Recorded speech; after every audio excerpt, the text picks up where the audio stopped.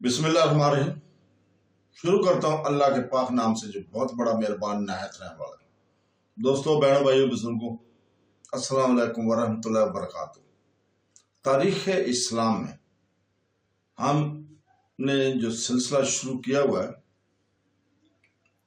तारीख़ के उराक से, उसमें सुल्तान रुकनुद्दीन बैबरस की कहानी कि आज 53 नंबर किस्त है जिसमें हम आपको खुशामदीद कह रहे हैं। तो दोस्तों, बहनों, भाइयों, बुजुर्गों, मतीउद्दीन वहां से खामोशी के आलम में अपने खेमे में लौट आया था। इसका ज़हन मुसलसल अधेड़पन का शिकार था। गुल गुल ये नाम लगातार इसके ज़हन में हथौड़े की तरह ज़रबे लगा रहा था। ये सब क्या था? क्या वाकई गुल ने दरिंदा सिफ्त कबीले से इसकी जान खुलासी कराने में मावनत की थी?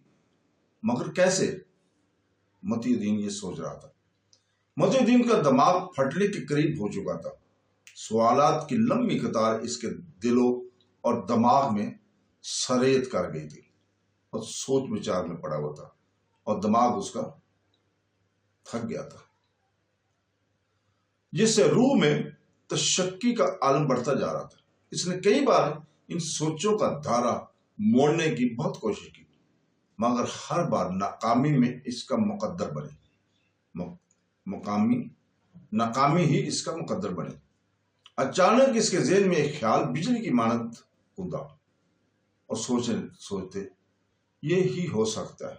उसने अपने आप से बात की और बड़बड़ाया ज़ेर लब कि यही हो सकता है। यकीनन मैंने मदहोशी के आलम में गुल के बारे में कोई जुमला कहा होगा जिसकी इतला सरदार मांझी खान को दी गई होगी। इसने मुझे सिर्फ इसी नाम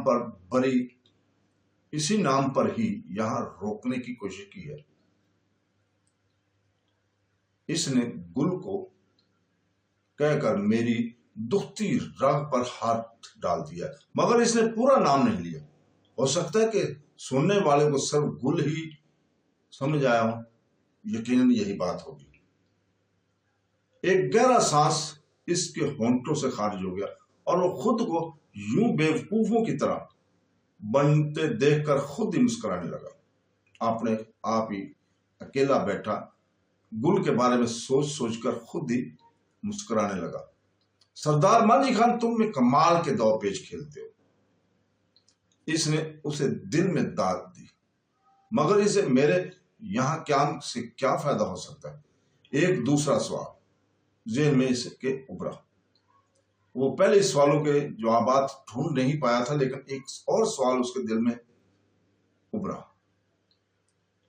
दूसरा सवाल, मुमकिन है कि ये इसी दरिंदा सिर्फ कबीला की ही कोई कारस्तानी हो। इसने शाही अताब से बचने के लिए ऐसा किया हो, मगर शाही अताब इन पर कैसे नाज़िल हो सकता है?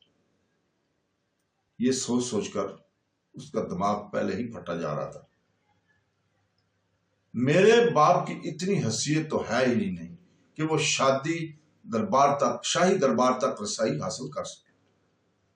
मेरे वालिद साहब, उसका मतलब था कि मेरे वालिद साहब इतने पहुंचे हुए नहीं हैं कि वो शाही दरबार तक अपने रसाई हासिल करते। बाप के चेहरे को तस्वर में के पर्दे में रखकर वो बेचैन सा हो गया था। वो अपने वालिद के बारे में सोचकर बेचैन सा हो गया था। यूं बेटे की गुमशुदगी इसके बाप पर क्या असर डाला होगा? अपने बाप के बारे में वो कह रहा था कि उसके दिल में क्या जा रही होगी इस वक्त। वो ये याद आ गई, वो ये महसूस करके तड़प सा गया होगा। ख्यालों का हजूम एक बार फिर इसके ज़हन पर छाने लगा।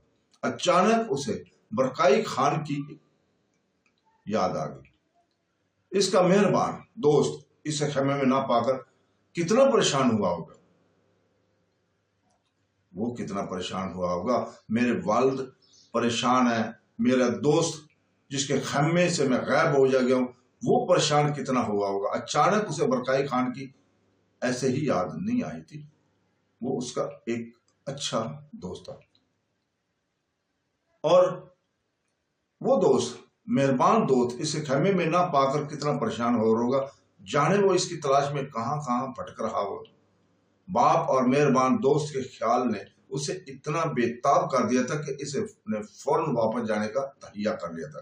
اسے اوکائی قبیلے سے فرار ہونے کے لیے کسی تدبیر کا سہارا مطلوب تھا۔ وہ یہی سوچ رہا تھا کہ اس قبیلے سے کیسے بھاگ کر اپنے والد اور اپنے دوست کے انتظار کو ختم کرے۔ تو دوستو یہیں پہ رکتے ہیں، کل انشاءاللہ تعالی ہم 54 نمبر قسط بیبرس کی آپ کے سامنے بیان کریں گے۔ کل تک لیے اجازت، اللہ حافظ۔